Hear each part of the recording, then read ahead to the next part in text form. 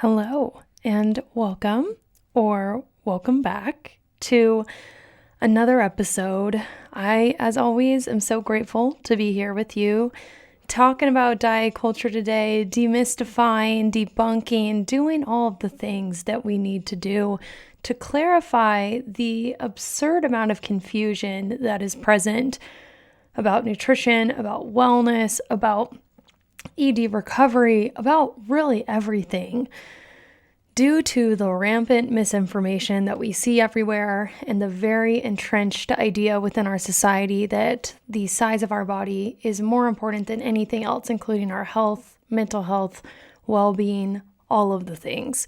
And if this is your first time for being here, I want to introduce myself before I forget. My name is Mallory Page. I am a registered dietitian. I'm also the creator of the content that you're currently watching, whether you're listening to this on the podcast, Seems Like Diet Culture, or watching it on YouTube. You have both options available to you. And I will warn you guys that today I have a canker sore. It's the worst. It's like in the side of my mouth too. I've always gotten canker sores from a young age when I get stressed, and it's the worst. So I feel like I'm talking a little bit weird because of it. So I just wanted to at least forewarn you of the fact that that is the situation at this current moment.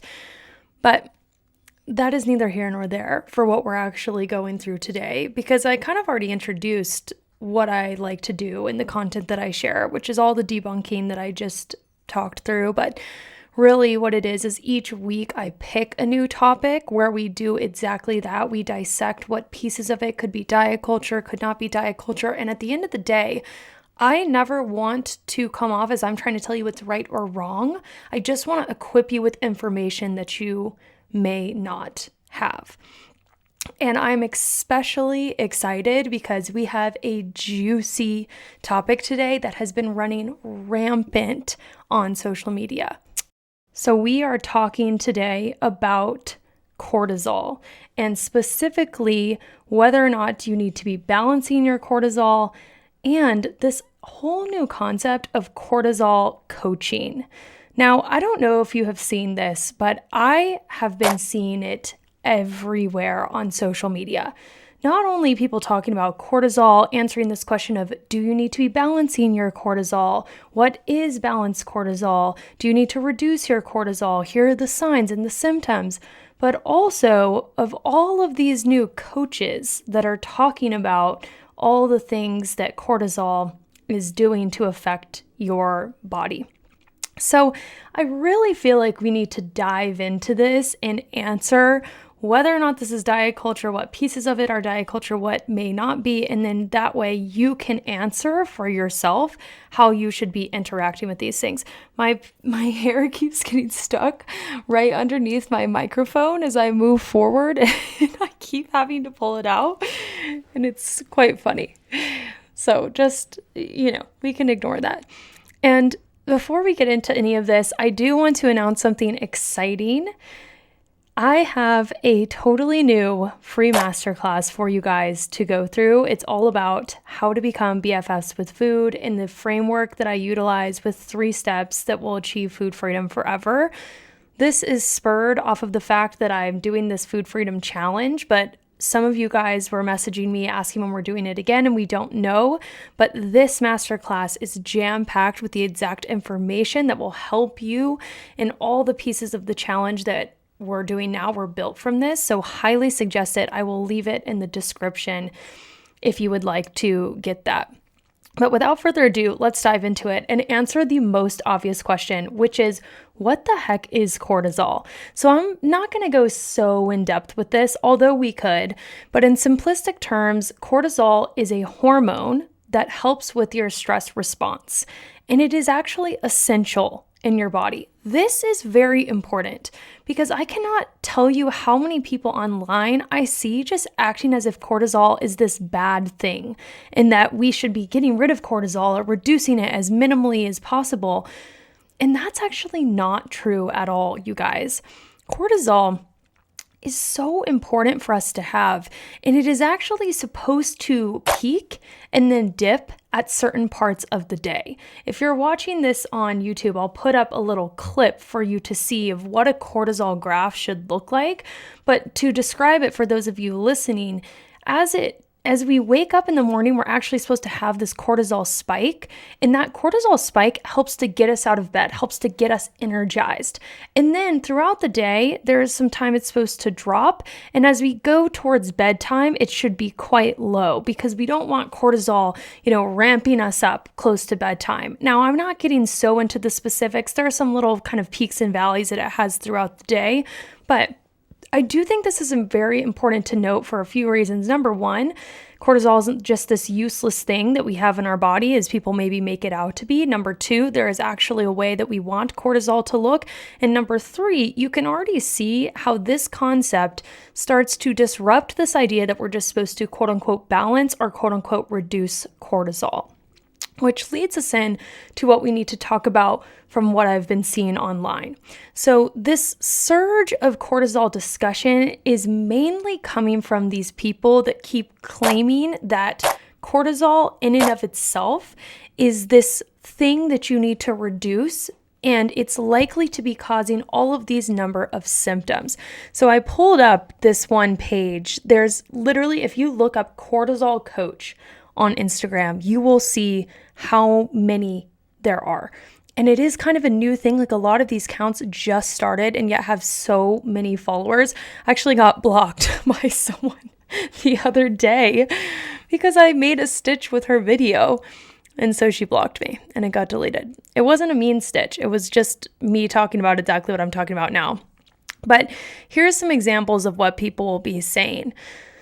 Things you should not ignore: getting sick multiple times a year, hair loss, spiraling thoughts, can't lose weight, gaining weight, especially in your belly, waking up multiple times at night, exhausted all day, frustrated with everything, overwhelmed.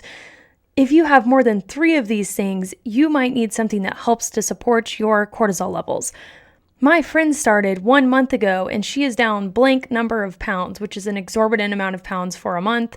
And then it says, make sure to follow me and comment the word blank to be getting access to it. So it's almost always this type of post with a ton of symptoms. And then what ends up happening is you comment and you get sent this link by them. And we'll talk more about what they're promoting here in a minute. But I think that this post is important to use as a launching point because of how it ties into this whole notion of what it means to balance your cortisol. So as I've already mentioned, as I was describing cortisol, it is something that's essential in our body, but it also can get imbalanced. So what we often see with cortisol is not that it's just high or just low. That is less likely than it is to see it peaking and dipping at the wrong times. So there are people, for example, that in the morning they should have a cortisol spike and they're not. And then at the same time, there may be people that have a cortisol spike at the end of the day when it's supposed to be low. There can be any number of different things. I actually went through cortisol testing I think around 3 years ago when I was dealing with some of my worst chronic illness stuff. And I'll talk about how that was done if you guys are interested in that. But essentially, it showed within my Dutch test, which is the test that you would actually use to get your cortisol tested to see where it is peaking and dipping throughout the day. I had times where it was peaking when it wasn't supposed to be and where it was dipping when it wasn't supposed to be. And so it showed us that there was imbalances in my cortisol. And I was working with a doctor to do this stuff. And that's what's so interesting about this whole notion of your cortisol just being generally imbalanced, because I don't even think that these cortisol coaches know what that means. Because to say you just need to reduce your cortisol, if you're reducing your cortisol in general and that's affecting the fact that it's now not spiking in the morning, that's actually a bad thing. That's not what we want. So what if you're reducing your cortisol and actually you have a very, very low cortisol response? So then it's just below the level it should be all the time. I mean, this is what I'm saying. There's not nuance to this conversation in the way that there needs to be. And that is what is making me so frustrated about this stuff. But I'm getting ahead of myself. To come back to what I was saying, you can be imbalanced in your cortisol levels, as I was just describing. Now, the symptoms of this it can change for everybody. So for some people, the symptoms that you experience, they could be what I was listing. It could be that your weight is staying at a place that you don't feel your best at. It could be that you're exhausted all day. It could be that you have spiraling thoughts. But to say that that automatically means that you have a cortisol imbalance is simply inaccurate, because we just can't say. I mean, as I read through that list of things, I could say from my lens as a dietitian that works with people struggling with food, all of those symptoms could also be coming from someone that's struggling with food. So that's why, to me, it is always a red flag when someone is giving you a bunch of blanket symptoms and then saying, oh, this means this. And what makes this an even bigger flag, as in these cortisol coaches, is all of them are trying to sell you a supplement, essentially. That's their whole goal. So naturally, we need to discuss what the heck these supplements are. So I'll start off by saying that for me, anytime I see someone claiming that a supplement can impact a load of very broad and complex symptoms, I have a huge red flag, because supplements are meant to be the very tip of a pyramid in terms of nutrition and wellness, not the base of it. And so when someone's saying that you can fix your cortisol and have all these symptoms change just from taking a supplement, seems very unlikely to me. But of course, I went in to research more about these supplements. And to do this, I went to a bunch of different cortisol coaches' pages.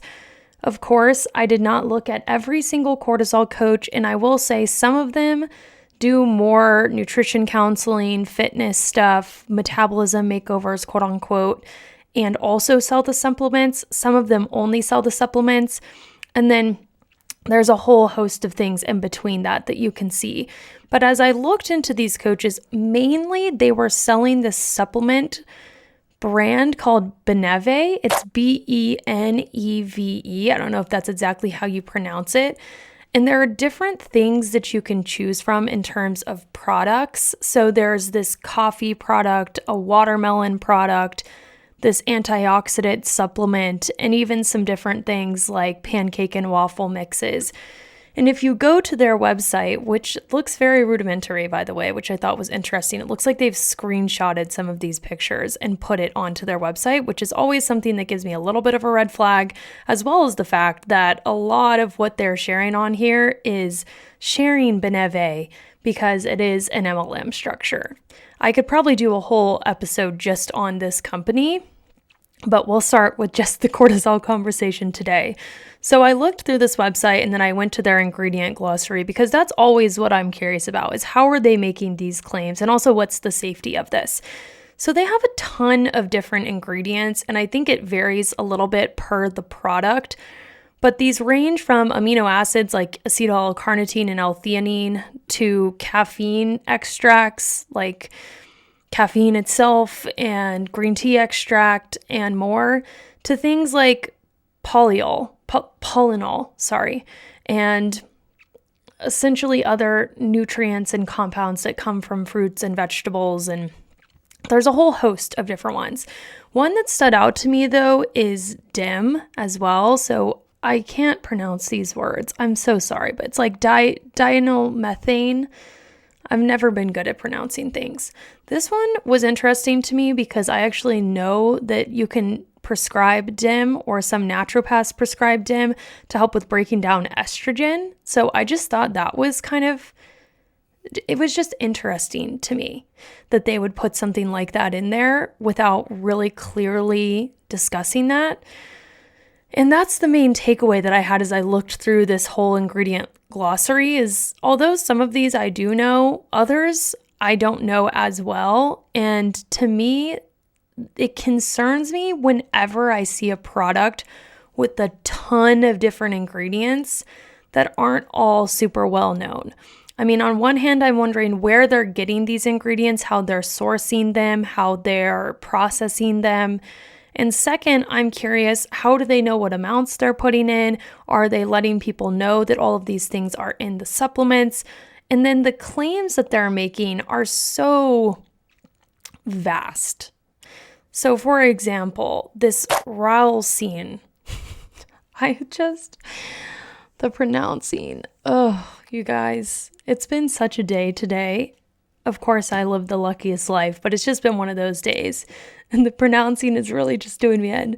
So they say with this that it may boost fat burning and reduce appetite and may support healthy sexual function. Whenever something says may, it means that it's not proven. But then also when something even says that it supports that, it's hard to say for sure. I'm assuming they're basing it off of having a number of studies that prove the efficacy of something. But you never really know 100% how something's going to work when it is in a supplement unless you know everything about it. And although this company has this whole page on quality assurance and says they're crafted in their FDA facility and there's current good manufacturing practice, that doesn't always mean that it's safe, you guys, because the thing is, even though they're maybe crafting it in an FDA-registered facility, that does not mean that the FDA approves and regulates supplements, because supplements are not regulated.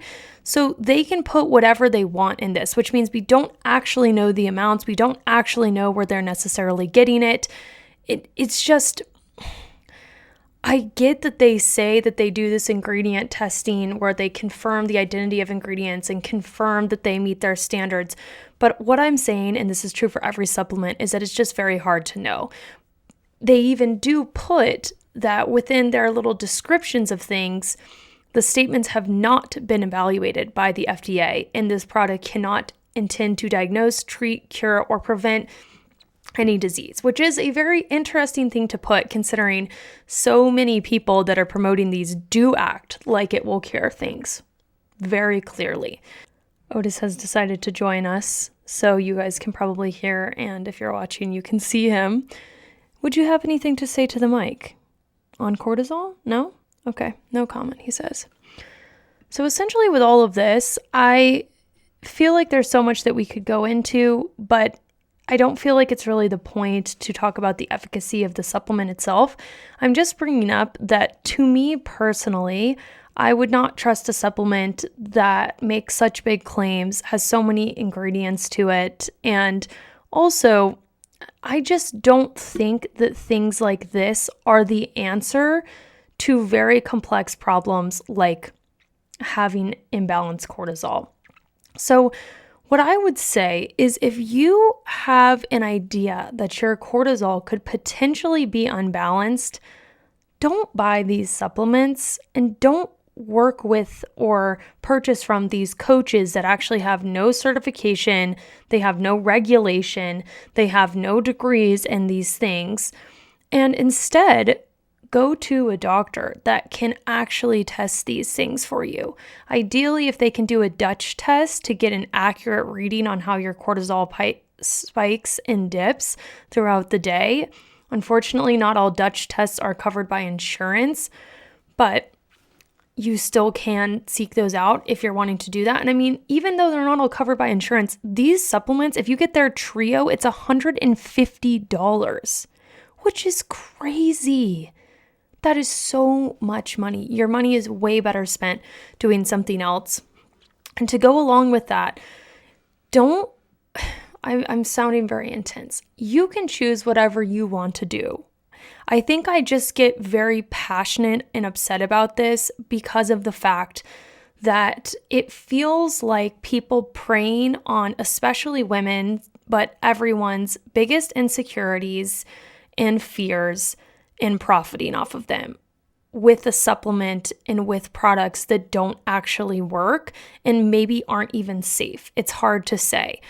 And that just never sits right with me. I'm sure, yes, there may be people that have had good experiences with that. I'm not here to argue whether or not that's true, but ultimately, that doesn't always mean that that is actually supportive for you.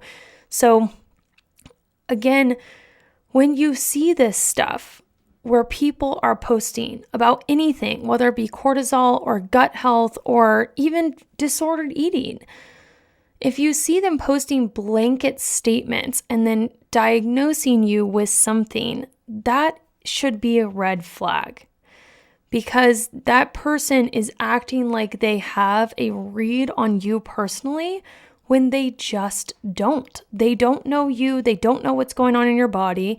And some of these things, if taken in too large of amounts, or even just in general, they could be unsafe for you. So DIM is a good example of that. Now, DIM can be found in cruciferous vegetables like kale and Brussels sprouts. So I'm not saying that's a bad thing, but when they are putting that in there, I'd be curious to know the amounts and also how that could be affecting people that maybe they have low estrogen, right? So this could be negative for them. And this could be part of the reason why you're seeing these different responses, is because all these supplements are being used like all these ingredients in the supplement are acting like they're a cure-all, when for some people they could even be detrimental.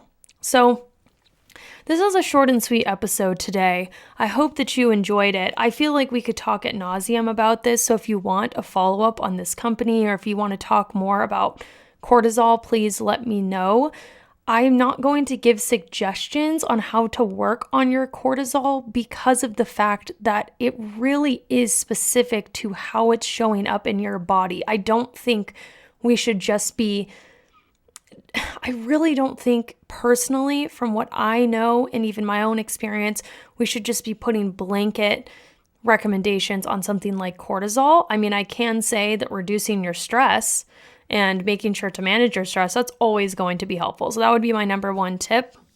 But when it comes to a diet culture scale for this particular product, and even just for the cortisol coaching industry in general, this to me is a 10 out of 10.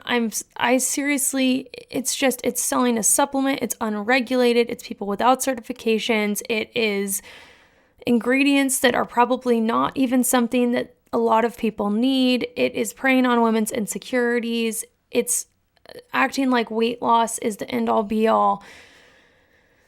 This one's hard for me. And I chose to record it on a day too where I'm just feeling all over the place. So thank you for being here. Thank you for hanging out with me today. I hope that you enjoyed this episode, and I can't wait to see you again here very soon.